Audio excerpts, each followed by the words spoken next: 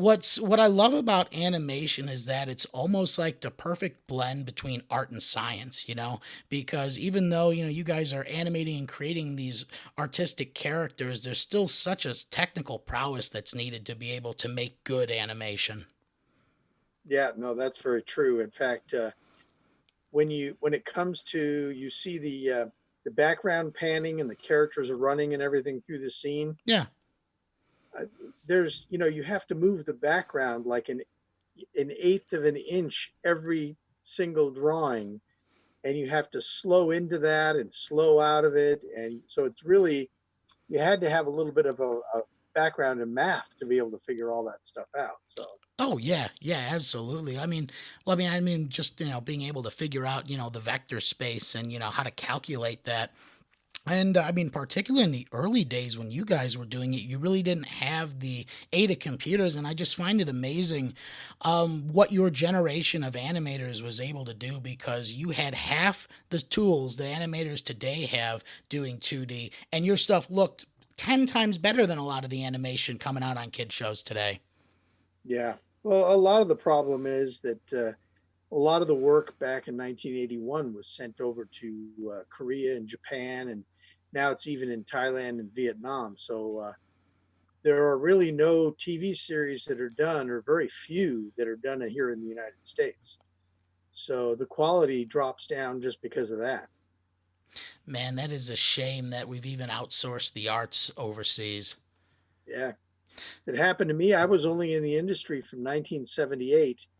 And by 1981, every stinking studio except for Filmation sent the work out of the country. Really?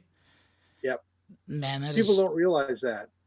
Yeah, yeah, I wasn't too familiar with that either. So I Yeah. guess, well, I mean, when was that one of the reasons why you think like Don Bluth and them, kind of broke from Disney and started their own company, tried to keep jobs in the United States?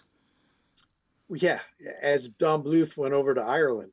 Yeah, So, yeah, no, uh, it really had just to do with the greedy people in the studio wanting to make more money. yeah, And Lou Scheimer, who was the head of Filmation, wasn't one of those greedy guys. And he said, we're going to keep the work here because this is an American art form.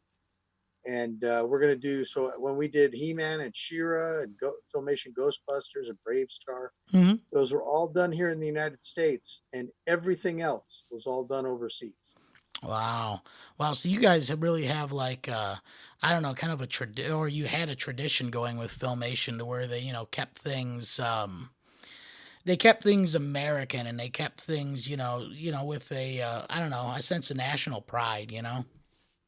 Well, and I wish that they would have made a bigger deal out of it back then, but it was kind of new, to outsource work like that. Yeah. And our union, the Motion Picture Screen Cartoonist Guild, was just saying they wanted to like double our salaries. And I said, we don't want to double our salaries. We're getting paid good enough right now. We need to make sure they don't send the work overseas, is what they were threatening. And the union said, nope, we're gonna go on strike and we're gonna demand more money. And I said, well, what good is making $50 an hour if you don't work any hours? Right. And that's exactly what happened. They just said up yours and sent the work overseas. And like I said, I'd only had about 3 years in the business, and I would have been out of a career if it wasn't for Lou Scheimer and Filmation.